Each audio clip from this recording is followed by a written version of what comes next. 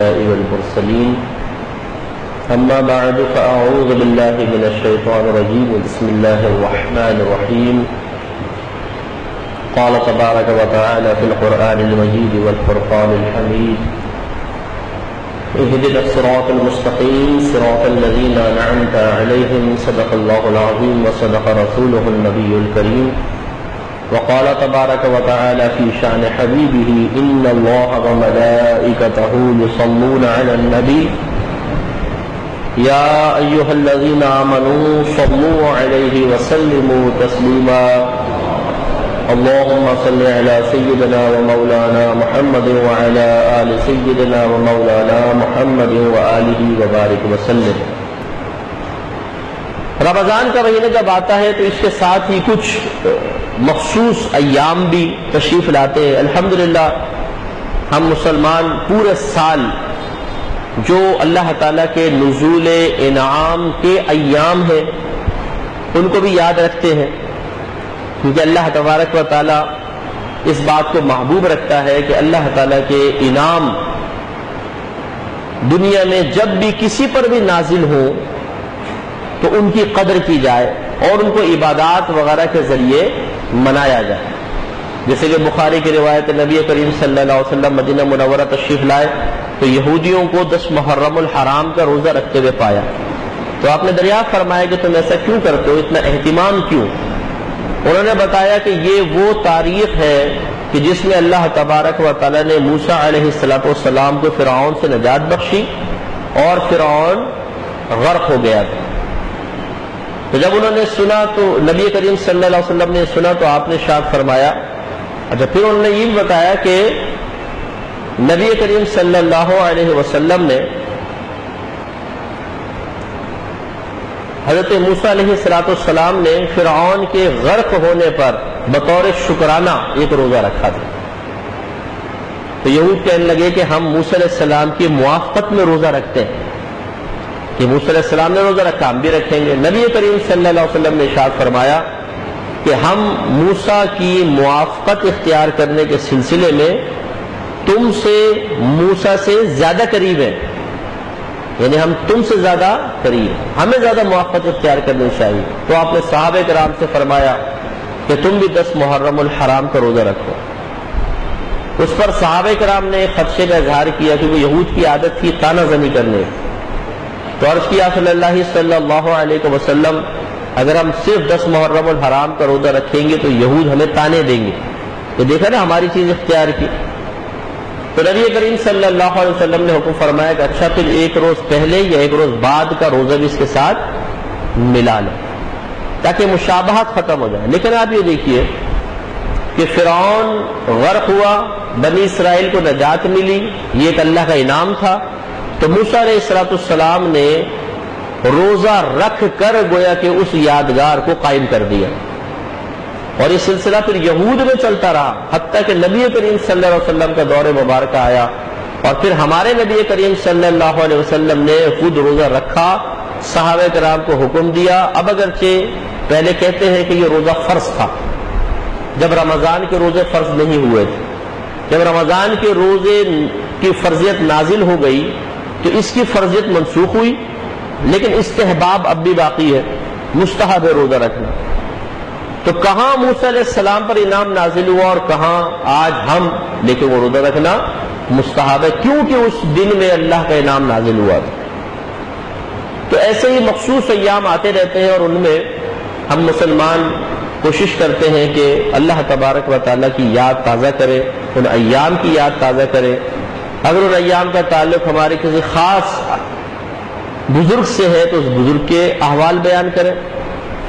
تو رمضان میں بڑے بڑے واقعات ہوئے ہیں، جیسے کہ بی بی فاطمہ رضی اللہ تعالی عنہا کا وصال ہے، سیدہ عائشہ صدیقہ رضی اللہ تعالی عنہا کا وصال ہے، اس طرح فتح مکہ ہے، جنگ بدر ہے، اور ایک اور مخصوص واقعہ جو یہاں کا آج موضوع بھی ہے، حضرت علی کرم اللہ وجہہ الکریم کی شہادت مبارکہ۔ تو ہم لوگ اصل میں صحیح بات یہ ہے کہ اپنے تاریخی واقعات سے بہت زیادہ ناواقف ہیں، کس کس چیز کا شکوہ کیا جائے؟ خیر ہم تو سب سے ناواقف ہیں معذرت کے ساتھ. یہ ہم جب بھی یہ بات بیان کرتے ہیں کوئی آپ کی تحقیر کرنا مقصود نہیں ہوتا کسی کی بھی، نہ اپنی کوئی علمیت کی بڑائی یا کوئی ڈینگے مارنا مقصود ہے، لیکن دل جلتا ہے، کڑتا ہے کہ ہم لوگ نہ اپنے اسلامی عقائد صحیح طریقے سے جانتے ہیں. تقدیر کی ڈیفینیشن آپ ایک عام مسلمان سے پوچھ لیں تقدیر کسے کہتے، اور اس سے متعلق 10 ضروری مسئلے بتا دیں جو موسٹ امپورٹنٹ ہے کہ اگر ان میں ذرا خرابی ہو تو آدمی کافر ہو جائے گا یا بدعتی. تو ہم بغلیں جھانکنا شروع کر دیتے ہیں کہ جی بولے کیا. اس طرح وہ کافر ہم سے آ کر بولے کہ جی مجھے مسلمان کر دیجئے تو ہم گھبرا جاتے ہیں، جی مسجد کے مولوی صاحب کے پاس چلے جاؤ. بعض علماء نے اس کو بھی کفر لکھا ہے، کیونکہ جب آپ نے کہا کہ عالم کے پاس چلے جائیں تو کم از کم جب تک وہ عالم کے پاس نہیں جائے گا آپ اس کی کفر سے راضی ہو گئے، اور کفر پر راضی ہونا بھی کفر ہے. اگرچہ ہم اس پر فتویٰ نہیں دیتے ہیں، ہم دوسرے قول پر دیتے ہیں کہ اگر ایک شخص اس کے کفر سے دل سے راضی نہیں ہے، اسے مسلمان کرنا نہیں آتا، گھبرا رہا ہے اور دوسری کی طرف بھیج دیا، تو بہرحال اس پہ کفر کا حکم نہیں لگائیں گے. لیکن پھر بھی اکابرین کا قول تو ہے نا کفر کا. اسی طرح شرعی مسائل ان کے سے نابلد، گناہوں کی معرفت یہ ہمیں بالکل حاصل نہیں ہے. یوں ہی تاریخی واقعات، اسلامی تاریخ کیا کہہ رہی ہے اگر ہماری ینگ جنریشن سے آپ پوچھ لیجئے بالکل ناواقف. ان کو نہیں معلوم کہ ہمارا جو اسلامی سرمایہ ہے، چاہے وہ قرآن کی شکل میں ہے، حدیثوں کی شکل میں ہے، دیگر علوم کی شکل میں، وہ کس طریقے سے کن لوگوں سے منتقل ہوتا ہوا ہم تک آیا، ہمارے کیا کیا تاریخی پس منظر ہیں مختلف چیزوں کے، کہ ان کی تھوڑی بہت تو شدھ بدھ ہمیں حاصل ہونی چاہیے. کیونکہ بعض اوقات جیسے آپ جو نیٹ یوز کرتے ہیں بچے، نیٹ پہ تو ہر طرح کا آپ کو پتہ ہے اعتراض ہے، سب کچھ ہے. اگر کوئی آپ پہ اعتراض کرتا ہے، کوئی آپ کے خلاف، آپ کے اکابرین کے خلاف بات کہتا ہے، تو ہمارے پاس صحیح بات ہے کہ دفاع کے لیے مواد نہیں ہوتا، گھبراتے ہیں. اس لیے تھوڑا سا اپنا وقت مطالعہ کے لیے بھی نکالیں، ریڈنگ کریں، کتابیں پڑھیں، عقیدے سے متعلق بھی پڑھیں، مسائل سے متعلق، گناہوں کی معرفت سے متعلق، اور تھوڑا سا ٹائم اپنی تاریخ کے مطالعہ کے لیے بھی آپ نکالیں. جو قوم اپنی تاریخ کو بھلا دیتی ہے اس کا مستقبل خطرے میں رہتا ہے، اس لیے کہ تاریخ سے سیکھنے کو ملتا ہے. اگر ہم اپنا ماضی بھلا دیں گے تو مستقبل کیسے محفوظ رکھ سکیں گے؟ لازم سی بات ہے اس کے لیے پھر ہم اپنی تاریخ کو چھوڑیں گے تو کچھ اور دیکھنا پڑے گا، غیروں کو دیکھنا پڑے گا. غیروں کی چیزیں اڈاپٹ کریں گے تو اپنے اسلام کی شکل باقی نہیں رہے گی. جیسے کہ آج کل یہ موویز کوئی موسیٰ علیہ السلام پہ بنائی ہوئی ہے، کوئی عیسیٰ علیہ السلام پر، کوئی نبی کریم صلی اللہ علیہ وسلم کی حیات طیبہ پر.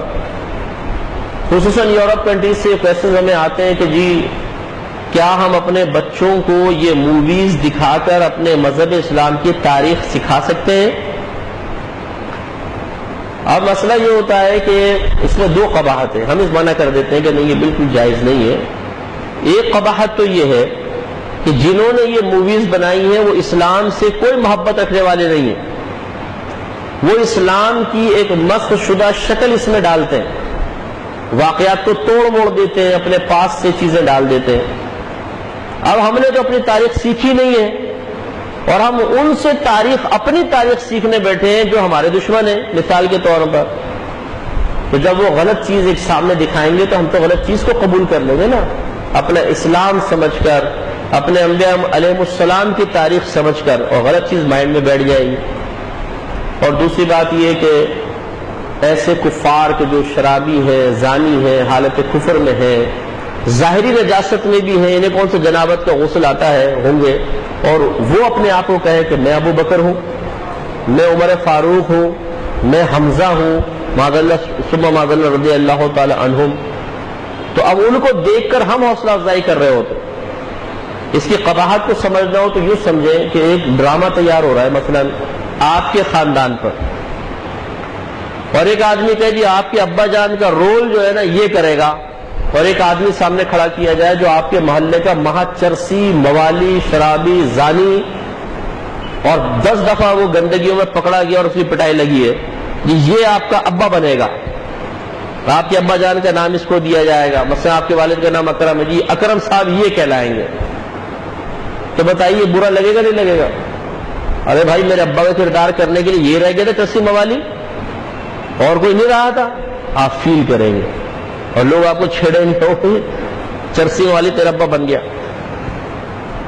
یہ اس میں تو غیرت آ جاتی ہے، لیکن اس قسم کی موویز بیٹھ کے بڑے مہاویت کے عالم میں دیکھ رہے ہیں جی کیا بنا کے پیش کیا ہے، واہ واہ واہ سبحان اللہ، آپ سیکھ رہے ہیں اس کو۔ وہ شرابی زانی سامنے کردار ادا کر رہے ہیں، کس کے؟ ہمارے خلفائے راشدین کے۔ یہ غلط طریقہ۔ تو خلاصہ کلام بہرحال یہ ہے اس تمہید طویل کے بعد کہ اپنے تاریخ سے دلچسپی رکھیں۔ ہمارے نبی کریم صلی اللہ علیہ وسلم میں جب وصال مبارکہ ہوا، دین بڑی مستحکم حالت میں تھا، لیکن قریب ہی فتح مکہ کا معاملہ ہوا تھا، اور فتح مکہ کے موقع پر نبی کریم صلی اللہ علیہ وسلم نے اجتماعی طور پر لوگوں کو معاف کیا تھا۔ وہ کفار جنہوں نے 13 سالہ مکی زندگی میں، پھر 10 سالہ مدنی زندگی میں جس طرح ہو سکا نبی کریم صلی اللہ علیہ وسلم کے لیے دین اسلام کی ترقی اور ترویج کے راہ میں رکاوٹیں کھڑی کی اور آپ کو جسمانی اور روحانی اذیتیں پہنچائیں، وہ وہاں پہ کھڑے ہوئے تھے، ان میں سے بہت سے تھے، اور خوفزدہ تھے کہ آج شاید ہمارا بہت برا حشر کیا جائے گا۔ نبی کریم صلی اللہ علیہ وسلم نے جب ان کو ملاحظہ فرمایا، ان کے چہروں پہ رنگ فخر ہے، تو پوچھا کہ آج تم مجھ سے کس سلوک کی توقع رکھتے ہو؟ انہوں نے کہا کہ آپ کریم ہیں اور کریم باپ کے بیٹے ہیں۔ گویا کہ ان کے کہنے کا مطلب یہ تھا کہ کریم جب غالب آتا ہے تو اظہار کرم کرتا ہے، انتقام نہیں لیتا۔ حالانکہ تاریخ گواہ تھی، جتنے بادشاہ گزرے تھے جب وہ دوسری قوم پہ غالب آتے تھے تو ان کے بچوں تک کو کٹوا دیا کرتے تھے۔ نبی کریم صلی اللہ علیہ وسلم نے فرمایا کہ لا تثریب علیکم اليوم، آج تم میں سے کسی پر کوئی گرفت نہیں ہے، جاؤ میں نے تم سب کو معاف کر دیا۔ تو کثیر لوگ اسلام میں داخل ہوئے، بہت سارے لوگ داخل ہوئے۔ اب چونکہ ان کو نبی کریم صلی اللہ علیہ وسلم کی صحبت مبارکہ پوری طور پہ حاصل نہیں ہوئی تھی تو یہ ایمان میں اتنے پختہ نہیں تھے۔ یہی وجہ ہے کہ جیسے نبی کریم صلی اللہ علیہ وسلم کا وصال ہوا تو صحابہ کرام علیہم رضوان چونکہ نبی کریم صلی اللہ علیہ وسلم کی صحبت مبارکہ سے فیضیاب تھے اور بہترین سیاسی نظر رکھتے تھے حالات پر۔ دیکھیں سیاست دین کا حصہ ہے، سیاست دین کا حصہ ہے، اس میں کوئی حرج نہیں ہے، کیونکہ جو سیاست حکمت کے ساتھ ہو اور دائرہ شریعت میں ہو وہ دین کا حصہ ہے۔ یہ موجودہ سیاست سیاست نہیں شرارت ہے، اور یہ دین کا حصہ نہیں ہے۔ اب ان میں لوگ فرق نہیں کر پاتے جس سیاست میں اور شرارت میں، بولتے جی ہم تو سیاست سے اللہ ہمیں بچائے، کہ وہ سیاست بڑی بری چیز ہے۔ نہیں، سیاست تو نبی کریم صلی اللہ علیہ وسلم نے فرمائی، سیاست خلفائے راشدین نے فرمائی، بری کہاں ہو سکتی ہے؟ ہاں جو موجودہ سیاست ہے وہ سیاست نہیں ہے، حقیقتاً وہ شرارت ہے۔ بالکل ایسے جیسے مرد کو برقع پہنا کے بولو بہن جی ادھر آ جائیے، تو برقع پہن کے بہن جی تو نہیں بن جائے گا نا، وہ رہے گا تو بھائی جی۔ تو یوں ہی معاملہ ہے کہ اس کو سیاست کا نام تو دے دیا گیا ہے، لیکن یہ سیاست نہیں تو نیوی شرارت ہے۔ اس شرارت سے اللہ تعالیٰ ہمیں محفوظ ہی رکھے تو بہت بہتر ہے، سیاست منع نہیں ہے۔ تو صحابہ کرام کی نظر تھی حالات پر، لہذا جیسے ہی نبی کریم صلی اللہ علیہ وسلم کا وصال ہوا، صحابہ کرام کی سیاسی بصیرت نے اس بات کا فیصلہ کیا کہ فوری طور پہ کسی خلیفہ کو نافذ کیا جائے، اگر نفاذ نہیں ہوگا تو حالات بگڑ جائیں گے۔ اور اس کی بیسک بڑی وجہ یہ تھی کہ نبی کریم صلی اللہ علیہ وسلم کے عمر مبارکہ کے آخری ایام میں ایک شخص آیا تھا جس کا نام تھا مسیلمہ۔ اس نے کہا کہ میں آپ پر ایمان لاتا ہوں، آپ تو نبی تسلیم کر لوں گا، لیکن ایک شرط ہوگی۔ سرکار نے فرمایا وہ کیا شرط ہے؟ کہا کہ آدھی سلطنت میری ہوگی، آدھی آپ کی ہوگی، ایمان لے آؤں گا آپ پر، آدھی حکومت میری ہوگی، آدھی حکومت آپ کی ہوگی۔ سرکار نے فرمایا جا، تیری ہمیں کوئی ضرورت نہیں ہے، کیونکہ یہ اللہ کی طرف سے ہے، تمہیں کیسے آدھی سلطنت دے دی جائے یا آدھے لوگوں پہ اختیار دے دیا جائے۔ تو وہ وہاں سے چلا گیا، اور جیسے ہی نبی کریم صلی اللہ علیہ وسلم کا وصال ہوا، صحابہ کرام کی سیاسی بصیرت تو کام کر رہی تھی، اس نے اعلان نبوت کر دیا، اور اعلان نبوت کیا تو جو فتح مکہ کے موقع پر کچھ قبائل نئے نئے ایمان لائے تھے، ان کے ایمان بھی کمزور تھے، وہ اس کے ساتھ مل گئے۔ تو تو اب یہ ہم پہ ایک اعتراض کیا جاتا ہے کہ یہاں نبی کریم صلی اللہ علیہ وسلم فوت ہوئے اور یہاں صحابہ کرام خلیفہ کے پیچھے، یہ خلیفہ بنے گا کوئی؟ نہ جنازے کی فکر ہے نہ کچھ، یہ خلیفہ پہلے بنے گا۔ اس کا مطلب ان کو لالچ تھی، یہ چاہتے تھے کہ دولت مل جائے، حکومت مل جائے۔ یہ بے وقوفوں والی بات۔ اگر ہمارے گھر کے حالات ایسے ہوں کہ دشمن چاروں طرف ہو، کاروبار والد صاحب کا انتقال ہو جائے اور کاروبار لوگ جھپٹ لیں گے، چھین لیں گے، اور گھر کے جو بچے ہیں چھوٹے ان تک کا حق کھا جائیں گے، تو سب سے پہلے کیا کرنا چاہیے؟ انتظام تو بالکل ہو، لیکن اس کی پروٹیکشن بھی تو چاہیے نہیں چاہیے؟ تو جب ایک گھر کے سرمایہ کو محفوظ رکھنے کے لیے انسان فوری طور پہ لا عمل اختیار کرے گا اور اس کو معیوب اور معتوب نہیں سمجھنا چاہیے، کیونکہ یہ حکمت کے تحت، تو صحابہ کرام نے فوراً اس پر اتفاق کیا کہ حضرت ابوبکر صدیق رضی اللہ تعالی عنہ کو خلیفہ بنایا جائے۔ وجہ اس کی ایک اور مزید یہ تھی کہ بالفرض اگر خلیفہ نہ بنایا جاتا، اب بتائیے لوگ کس کی اطاعت کریں گے؟ کچھ لوگ فیصلہ کرتے مسلمہ سے جھگڑا کرو، کچھ کہتے نہ جہاد کرو، کچھ کہتے کہ اب نظام اس طرح چلنا چاہیے، کچھ کہتے اس طرح چلنا چاہیے۔ اور فوری طور پہ اگر چیز کو کنٹرول نہ کیا جائے، معاملات آؤٹ آف کنٹرول ہو جائیں تو دوبارہ پہ کنٹرول نہیں ہوتے ہیں۔ میں موجودہ دور کی مثالیں بھی بعض آپ کو دے سکتا ہوں، لیکن میں دے نہیں رہا ہوں۔ اس سے آپ خود غور کر لیں کہ بعض اوقات چیز آؤٹ آف کنٹرول ہو جاتی ہے، پھر قابو میں کرنا بڑا مشکل ہو جاتا ہے۔ اس لیے یہ وقت کی ضرورت تھی، حضرت ابوبکر صدیق رضی اللہ تعالی عنہ خلیفہ بن گئے۔ ایک دو سال بعد آپ کا وصال ہوا، ہونے لگا تو عمر فاروق رضی اللہ تعالی عنہ کا خلیفہ بنایا۔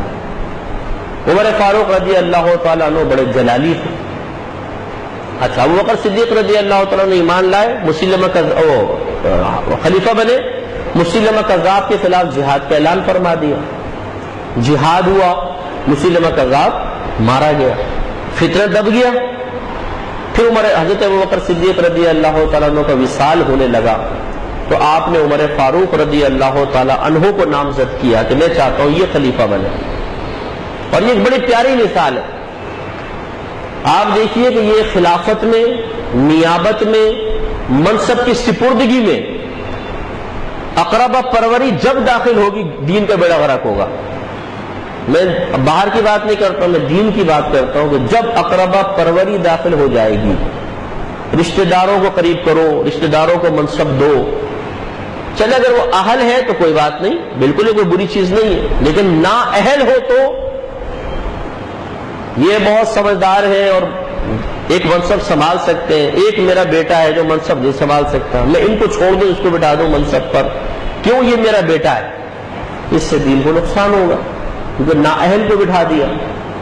نبی کریم صلی اللہ علیہ وسلم نے اپنے کسی خاندان والے کو تو نہیں بٹھایا نا، اشارے واضح طور پہ کس کے لیے کیے؟ ابوبکر صدیق رضی اللہ تعالی عنہ کے لیے، جو آپ کے بھائی تو نہیں تھے، کوئی آپ کی اولاد تو نہیں تھی، رشتہ داری ایسی تو نہیں تھی جیسے خاندانی رشتہ دار ہوتی ہے۔ اگرچہ آپ ابوبکر صدیق رضی اللہ تعالیٰ عنہ کی صاحبزادی بی بی عائشہ صدیقہ رضی اللہ تعالیٰ عنہ نبی کریم صلی اللہ علیہ وسلم کے عقد مبارکہ میں ہے، پھر ابوبکر صدیق کے اپنے صاحبزادے ہیں، انہیں خلافت نہیں دی، خلافت کس کو دی ہے؟ عمر فاروق رضی اللہ تعالیٰ عنہ کو۔ اس پر کچھ نے آبجیکشن کیا کہ یہ تو بڑے جلال والے ہیں، ابھی نہیں چھوڑتے کسی کو، حاکم بن جائیں گے تو پھر تو ہمارا کام خراب ہو جائے گا بھائی۔ لیکن عمر فاروق رضی اللہ تعالیٰ عنہ کا جلال اپنی ذات کی خاطر تو نہیں تھا۔ نبی کریم صلی اللہ علیہ وسلم نے خود ارشاد فرمایا کہ جس راستے سے عمر گزر جاتا ہے اس راستے سے شیطان ہٹ جاتا ہے، ان کو دیکھ کے راستہ چھوڑ دیتا ہے، وہ عمر آ رہا ہے، اتنی ہیبت۔ اسی لیے ایک بزرگ فرمایا کرتے تھے کہ اگر تمہیں یہ دیکھنا ہو کہ شیطان کس طرح راستہ چھوڑتا ہے تو ایک اوپر کسی روڈ کے اوپر بورڈ لگا دو جس پر عمر فاروق کا بڑا بڑا نام لکھ دو، کبھی بھی اس کی سے شیطان نہیں گزرے گا، سائڈ میں بھاگ جائے گا، دائیں بائیں، نیچے سے نہیں گزرے گا۔ یہ ابھی بھی برکات، آپ کے نام کتنی برکت ہے، ذات کی کتنی ہوگی بتاؤ۔ اچھا، عمر فاروق رضی اللہ تعالیٰ عنہ تشریف لائے اور زبردست حکومت فرمائی اور پوری دنیا کو عدل و انصاف سے بھر دیا۔ جلالی آدمی یقیناً تھے، لیکن ابوبکر صدیق رضی اللہ تعالی عنہ نے کیا فرمایا؟ ان لوگوں کو کیا جواب دیا جب یہ آبجیکشن ہوا، اعتراض ہوا؟ فرمایا کہ جب ذمہ داری آئے گی تو حلم و بردباری بھی آ جائے گی، اور واقعی ایسا ہوا، وہ بالکل نرم ہو گئے اور 10 سال تک آپ نے حکومت فرمائی۔ آپ کے جب وصال ہونے لگا، آپ نے مقام شہادت پایا، تو حضرت عثمان غنی رضی اللہ تعالی عنہ کو خلیفہ نامزد کیا۔ یہاں بھی اپنا بیٹا نہیں، ورنہ عبداللہ ابن عمر رضی اللہ تعالی عنہما ان صحابہ میں سے ہیں جو انتہائی متبع سنت، حتیٰ کہ اگر سرکار کسی درخت کے نیچے سے نکلے نا تو آپ نے زندگی میں کم از کم ایک بار اس درخت سے نکل کر ضرور دیکھا ہے کہ میں اپنے نبی کی سنت پوری کروں۔ لیکن عمر فاروق رضی اللہ تعالی عنہ نے ان کو خلیفہ نامزد نہیں کیا، عثمان غنی رضی اللہ تعالی۔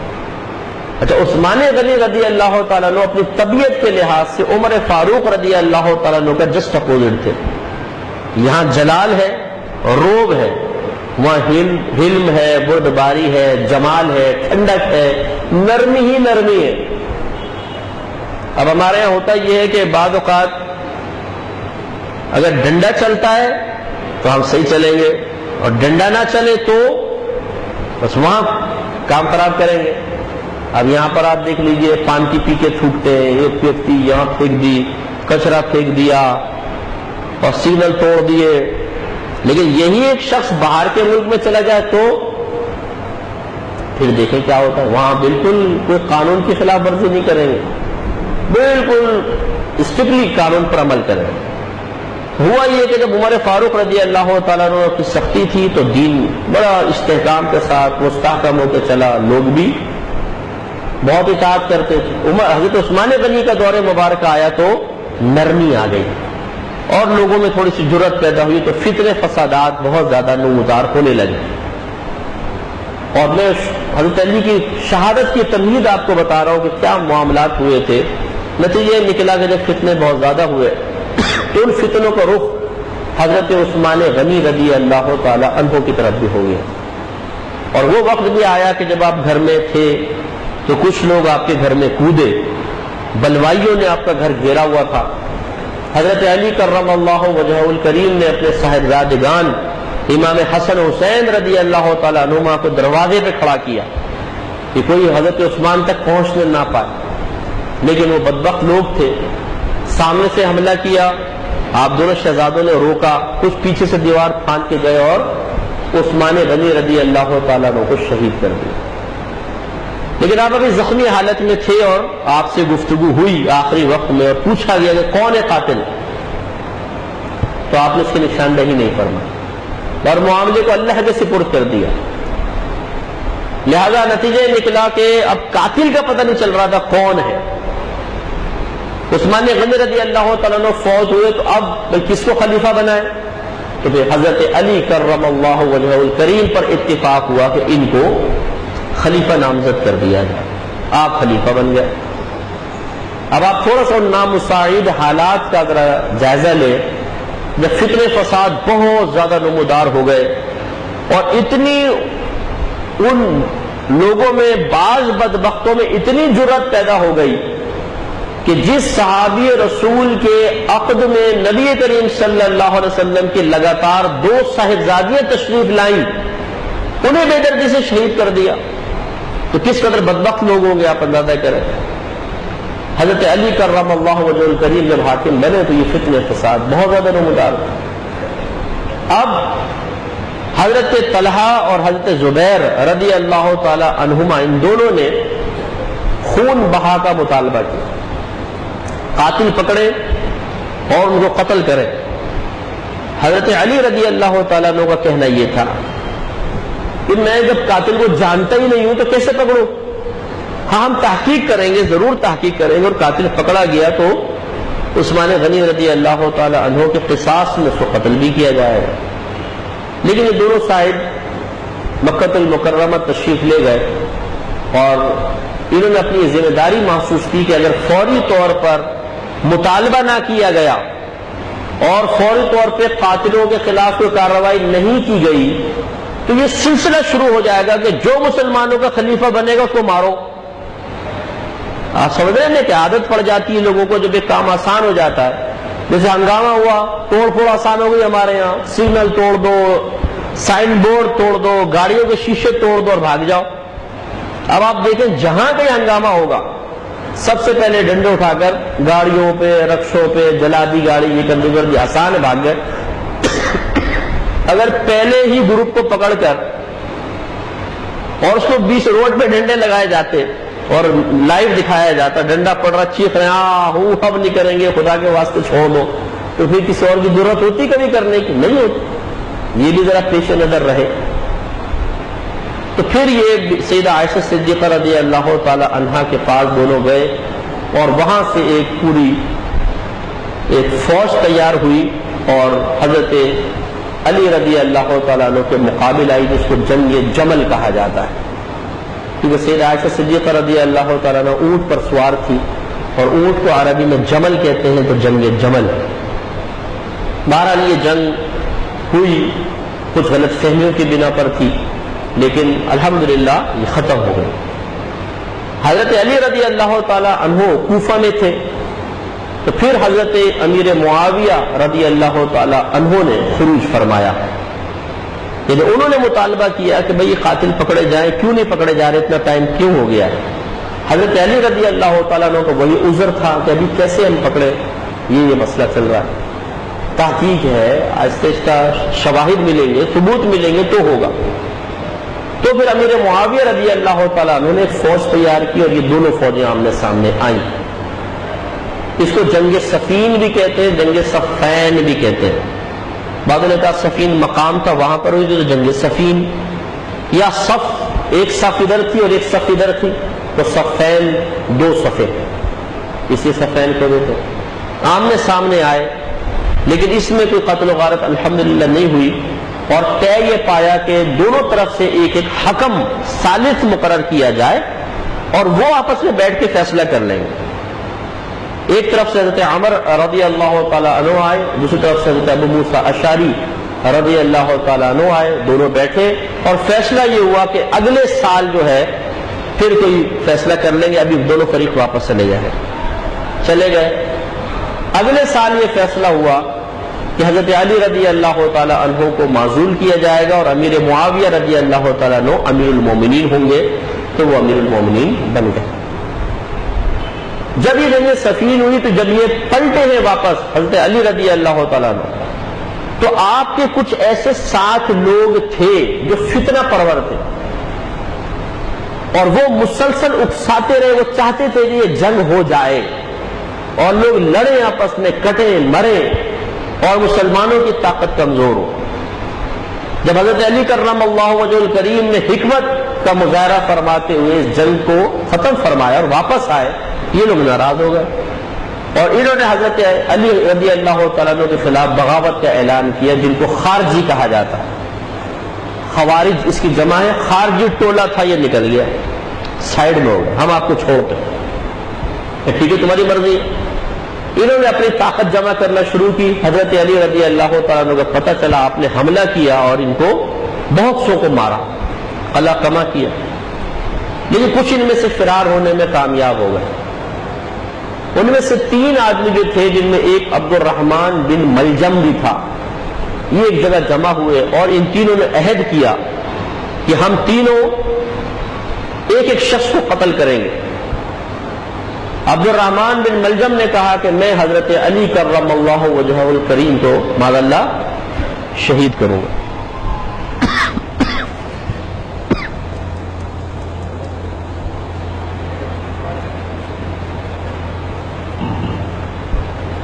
تو عبد الرحمن بن ملجم نے یہ بیڑا اٹھایا کہ میں شہید کروں گا۔ تو ایک تو حضرت علی رضی اللہ تعالی عنہ کی شہادت کی وجہ ان خارجیوں کا بغض ہے، اس بغض کی بنا پر کہ کیوں جنگ نہیں کی گئی، یہ علیحدہ ہوئے، اور پھر ان کے خلاف جب حضرت علی نے خروج کیا اور ان کو قتل کیا گیا، تو یہ بغض بیٹھ گیا دل میں کہ یہ انتقام انہوں نے لینے کے لیے حضرت علی پہ حملہ کیا۔ دوسری اس کی وجہ یہ بیان کی جاتی ہے کہ قطام نامی ایک عورت تھی جو بڑی خوبصورت تھی، حسین و جمیل تھی، اور عبد الرحمن بن ملجم اس سے نکاح کرنا چاہتا تھا، اور وہ عورت حضرت علی کرم اللہ وجہ الکریم سے بڑی بغض رکھتی تھی۔ اس نے کہا کہ اگر تو مجھے حاصل کرنا چاہتا ہے تو میرا مہر یہ ہے کہ تو حضرت علی کو شہید کر دے رضی اللہ تعالی عنہ۔ اب بدبختی کا عالم دیکھیں آپ. تو عبد الرحمن نے وعدہ کیا کہ میں رمضان کے مہینے میں حضرت علی رضی اللہ تعالیٰ عنہ کو شہید کر دوں. تو یہ تھوڑا سا پس منظر میں نے آپ کو بیان کیا. حضرت علی رضی اللہ تعالیٰ عنہ امیر المومنین تھے، اور قاعدہ قانون یہ ہے کہ جو امیر المومنین ہوگا جماعت کا حق اسی کا ہوتا ہے، وہ لوگوں کو جماعت کرواتا ہے، جمعہ پڑھاتا ہے.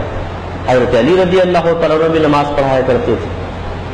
تو 15 رمضان 15واں روزہ تھا، فجر کا وقت تھا. حضرت علی رضی اللہ تعالیٰ عنہ ماہو آرام تھے، تو مؤذن نے آ کر کہا الصلاۃ الصلاۃ، یہ جماعت کھڑے ہونے والی ہے، آپ تشریف لے آئیں. تو حضرت علی کرم اللہ وجہ الکریم اپنے گھر سے باہر نکلے. عبد الرحمن بن ملجم راستے میں تلوار لیے ایک جگہ چھپ گیا تھا. ابھی آج کل کا دور تو نہیں ہے، خیر ہمارے کراچی میں تو وہی دور چل رہا ہے کہ گلیوں سے گزرے تو اندھیرے، لیکن بہرحال بعض جگہ لائٹیں بھی ہوتی ہیں، نظر آ جاتا ہے کون کھڑا ہے کون نہیں، حرکات سکنات. لیکن وہاں کا تصور کریں پرانے زمانے کا، جب لوگ لالٹینوں میں لے کر نکلتے تھے جمعے وہ فجر پڑھنے کے لیے. آج بھی ہر گاؤں میں بجلی آ گئی لیکن ہر جگہ نہیں آئی. جہاں نہیں ہے وہاں پر لالٹینوں سے کام چلایا جاتا، اندھیرا نظر آ نہیں رہا. اور حضرت علی رضی اللہ تعالیٰ عنہ کی عادت کریمہ تھی، چونکہ امیر المومنین تھے، کہ جہاں سے گزرتے جاتے تھے لوگوں کو نماز کے لیے اٹھاتے جاتے تھے. اب جب وہ قریب پہنچے، وہ تاک میں بیٹھا ہوا تھا اور قریب ہوئے تو اس نے تلوار کا وار مارا، اور وہ تلوار آپ کی کنپٹی تک اتر گئی. اتنا زبردست کاری وار تھا. آپ زمین پہ تشریف لے آئے، منہ سے آہ نکلی. تو صاحبزادگان بھی قریب تھے، انہیں پتہ چلا، پکڑ لیا اس کو عبد الرحمن بن ملجم کو، اور ایک روایت کے مطابق اس کو زندہ جلا دیا گیا. اور بدبخت تھا ہی اسی قابل کو اس کے ساتھ ایسا ہو. 2 دن تک حضرت علی رضی اللہ تعالی عنہ اسی حالت میں رہے کہ زخم بڑا قاری تھا، بند نہیں ہو رہا تھا. دماغ کا زخم ویسے، اور آج کل کا دور تو ہے ہی نہیں، تھا ہی نہیں کہ چلو ٹانکے لگ گئے فوری طور پر کوئی ٹریٹمنٹ ہو گئی. وہاں کوئی پرانے دیسی ٹوٹکے تھے. لہذا پھر 2 دن تک اسی حالت میں رہنے کے بعد 17ویں روزے کو حضرت علی رضی اللہ تعالی عنہ کا وصال مبارکہ ہو گیا، آپ شہید ہو گئے. حضرت امام حسن حسین نے آپ کو غسل بھی دیا ہے، اور امام حسن رضی اللہ تعالی عنہ نے آپ کی نماز جنازہ پڑھائی. یہ یاد رکھیں کہ یہ کوئی اچانک واقعہ نہیں ہوا. مطلب حضرت علی رضی اللہ تعالی عنہ اس واقعے سے ناواقف نہیں تھے، کیونکہ آپ بہقی اٹھا کر دیکھ لیں، نبی کریم صلی اللہ علیہ وسلم نے ایک مرتبہ حضرت علی کرم اللہ وجہہ الکریم سے ارشاد فرمایا تھا کہ اے علی، 2 انسان بڑے بدبخت ہیں، بہت بڑے بدبخت. عرض رسول اللہ وہ کون کون ہے؟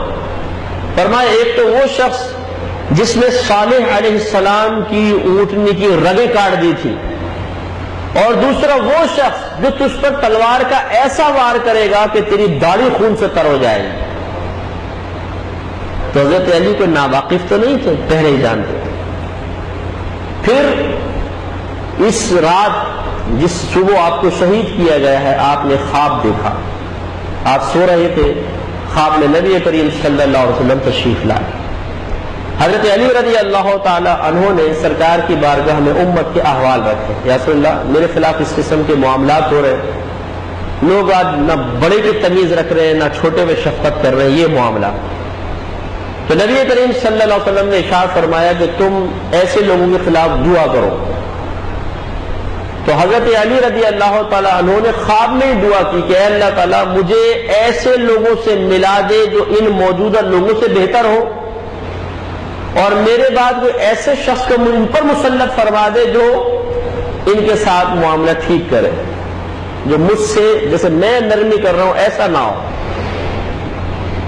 اور یہی ہوا. صبح آپ کا جاگے بچوں کو خواب بتایا کہ آج سرکار ایسا ایسا ہوا ہے، اور سرکار نے مجھے یہ فرمایا ہے کہ علی عنقریب ایسا ہی ہوگا. اور وہی ہوا. صبح آپ شہید ہوئے تو آپ کی دعا پوری ہوئی. تو جو دنیا کے لوگ ہیں گزر جانے والے، ان سے یقیناً بہتر ہے، ان میں انبیاء علیہ السلام ہے، اور نبی کریم صلی اللہ علیہ وسلم ہے. تو اللہ نے اچھے لوگوں سے ملا دیا. اور آپ کے بعد امیر معاویہ رضی اللہ تعالیٰ عنہ حاکم بنے، اور آپ نے پھر چن چن کے ان لوگوں کو مارا جو اس قسم کی سازشوں میں شریک تھے، ان کو سخت سزائیں دی، تو پھر آپ کی دعا یہ پوری ہوئی۔ تو خلاصہ کلام یہ ہوا کہ حضرت علی رضی اللہ تعالی عنہ کی شہادت مبارکہ اصل میں خوارج جو تھے، خارجی لوگ، ان کے بغض کا نتیجہ تھے، اور وہ بڑے پرفتن حالات۔ بعض اوقات ہمارے نوجوان صحابہ کرام علیہم رضوان یا تابعین کے فضائل اور اس وقت کے حالات کو سن کر ایک ذہن میں تصور قائم کر لیتے ہیں کہ بہت ہی پاکیزہ دور ہوگا، مبارک باتیں ہوں گی، اور کوئی گندگی نہیں ہوگی، اور کوئی سازش نہیں، کوئی خرابی نہیں ہے۔ اور واقعی ایسا تھا بھی، جو صحابہ کرام ہیں، جو واقعی اچھے تابعین ہیں، ان میں تو یہی پاکیزگی تھی۔ لیکن یاد رکھیں کہ بعض لوگ ایسے داخل ہو گئے تھے کہ جو حقیقتاً شروع سے اسلام میں داخل نہیں تھے، وہ بعد میں اسلام میں آئے ہیں، اور ان لوگوں نے سازش ہی یہ کی تھی کہ جو مسلمان پہلے سے اسلام میں داخل ہو گئے ان میں رخ نہ ڈالا جائے، اس کو توڑا جائے۔ لہذا یہ کوئی تعجب خیز بات نہیں ہے کہ اس دور میں بھی ایسے لوگ موجود تھے جنہوں نے فتنہ پھیلایا۔ تو اس لیے خدا نہ خواستہ آپ صحابہ کرام سے بدظن نہیں ہوں گے، بدگمان نہیں ہوں گے، تابعین سے نہیں ہوں گے، تبع تابعین سے نہیں ہوں گے۔ وہ اچھے لوگ تھے، یہ ان میں تھے ہی نہیں، یہ تو خوارجی تھے نا، خارجی لوگ تھے، خوارج تھے۔ تو لہذا یوں ہوتا ہے بعض اوقات کہ اگر وضاحت نہ کی جائے تو میں تو خیر یہ واقعہ بھی میں نے بڑے ہی بہت احتیاط سے بیان کیا ہے۔ آپ نے کہیں سنا، نیٹ سے سن لیا، اور آپ معاذ اللہ صحابہ کرام سے بدظن ہو گئے کہ یار یہ کیسے تھے، آپس میں لڑ رہے ہیں، ایسا ہو رہا ہے ویسا ہو رہا ہے، کیونکہ سارا پس منظر تو ہمارے سامنے نہیں ہوتا۔ تو پھر یوں بھی ہوتا ہے کہ اس طرح کی ناقص معلومات کی وجہ سے اکابرین کے متعلق بدگمانی دل میں بیٹھ جاتی ہے، اور یہ بدگمانی تباہ کرنے والی ہے، ایمان ضائع کر دینے والی ہے۔ اس لیے یہ انڈرسٹوڈ ہے، یہ بات آپ ذہن میں بٹھا لیجئے کہ وہ لوگ تھے جو نبی کریم صلی اللہ علیہ وسلم کے خالصتاً صحبت یافتہ تھے، اور ان کے نزدیک دنیا اور دنیا کی حکومت اور اس کے مال و متاع کی اتنی حیثیت میں نہیں تھی جتنی پاؤں میں جوتی ہوتی ہے۔ یہ ہمیشہ یاد رکھیے گا۔ آپ کو میڈیا میں بیٹھے ہوئے دانشور کہلانے والے جاہل ایسے نظر آئیں گے جو معاذ اللہ ثم معاذ اللہ صحابہ کرام کو کہیں گے ان کی سیاست کی جنگیں تھیں آپس میں، یہ اس لیے لڑے کہ حکومت مل جائے، دولتیں مل جائیں۔ اس لیے میں اس بات کو آپ کو واضح کر رہا ہوں کہ اس قسم کے جاہل لوگوں کی باتوں میں دھیان مت دیجیے گا۔ وہ نفوس قدسیہ دنیا کی طرف مائل ہی نہیں تھے، وہ تو دنیا سے پرہیز کرنے والے لوگ تھے، کنارہ کشی اختیار کرنے والے لوگ تھے، زاہد زمانہ تھے، وہ اللہ کی ملاقات کو محبوب رکھنے والے لوگ تھے۔ وہ کیا دنیا کے لیے لڑیں گے اور کیا دنیا کے لیے لالچ کریں گے۔ لیکن ایک ایسے لوگ موجود ہیں اس دور میں بھی جو صحابہ کرام، تابعین، تبع تابعین کا کردار مسخ کر کے پیش کرتے ہیں کہ جی انہوں نے سیاسی جنگیں کی ہیں، وہ تو سیاست کے لیے آپس میں لڑے ہیں، حکومت کے لیے لڑے ہیں۔ نہیں، حکومت کے لیے نہیں، ذمہ داری پوری کرنے کے لیے انہوں نے ذمہ داریاں پوری کی ہیں۔ دیکھیں وہ بڑے صاحب علم لوگ تھے۔ حضرت علی رضی اللہ تعالیٰ عنہ امیر معاویہ ہیں، حضرت عثمان غنی ہیں، عمر فاروق ہیں، حضرت ابوبکر صدیق رضی اللہ تعالیٰ عنہ ہیں۔ یہ بڑی صاحب علم شخصیات ہیں، بڑا علم تھا ان لوگوں کے پاس، خصوصاً چاروں خلفاء مجتہدین ہیں، اور مجتہد جب کوئی فیصلہ کرتا ہے تو بہت سوچ سمجھ کے کرتا ہے۔ وہ پہلے قرآن دیکھتا ہے، پھر حدیث دیکھتا ہے، پھر وہ صحابہ کرام کے اعمال و افعال و اقوال کو دیکھتا ہے، پھر دل میں خوف خدا کو حاضر کرتا ہے، پھر اپنی موت کو یاد کرتا ہے، قبر کے احوال کو یاد کرتا ہے، میدان محشر میں اللہ تعالیٰ کی بارگاہ میں کھڑے ہونے کو یاد کرتا ہے، پھر زبان سے قول نکالتا ہے۔ ایسا نہیں کہ جو دل میں آیا وہ کر دیا۔ تو اس لیے صحابہ کرام سے متعلق کوئی دل میں برا خیال نہ آنے پائے۔ بہرحال حضرت علی رضی اللہ تعالیٰ عنہ کی شہادت سے ہمیں بہت کچھ سیکھنے کو ملتا ہے۔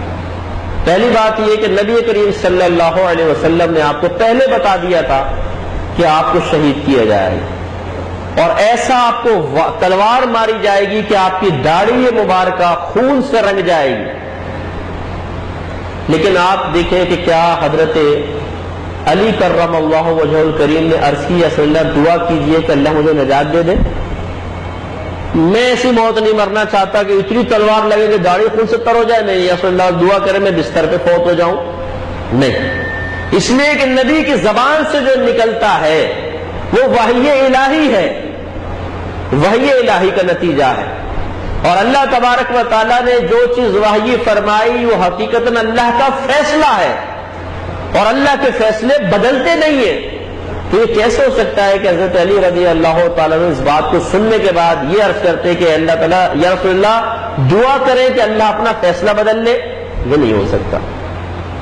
اس سے سیکھیے اور سمجھیے.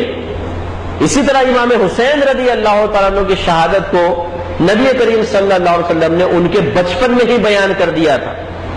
وہاں پر بھی ہم دیکھتے ہیں کہ بی بی فاطمہ رضی اللہ تعالیٰ عنہا حضرت علی کرم اللہ وجہ الکریم اور خود نبی کریم صلی اللہ علیہ وسلم اللہ کی بارگاہ میں یہ دعا نہیں کر رہے کہ اللہ تعالیٰ میرے نواسے کو بچا لینا، یا یہ صاحبان دعا کرے کہ یہ ہمارے بیٹے کو بچا لینا. نہیں، اللہ کی رضا پر راضی.